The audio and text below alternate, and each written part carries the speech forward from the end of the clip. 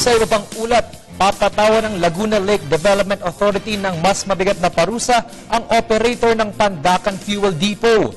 Ito ay dahil sa lawak ng pinsalang idinulot ng oil spill sa Pasig River kamakailan. Si Audrey Goriseta ang ating tagapagbalita.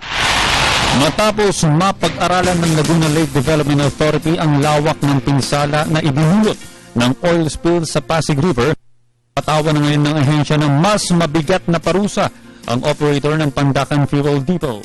Ayon kay LLDA Concurrent Head Secretary Merrick Acosta, mula sa dating 10,000 pisong multa kada araw, papatawan na ngayon ng ahensya ang kumpanya ng Lorraine Marketing ng hanggang 200,000 piso kada araw, hanggang sa tuluyang maayos ang mga linya ng tubo at drainage system ng nasabing kumpanya.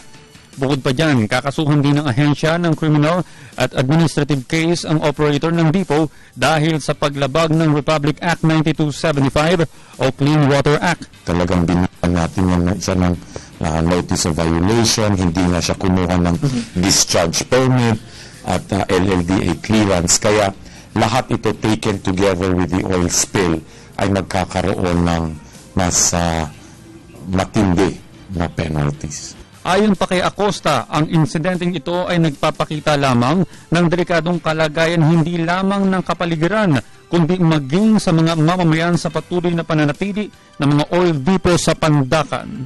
The fact alone na oil depot siya, high risk po siya. Hindi lang sa high risk, parang ano pa bang mas mataas sa high risk?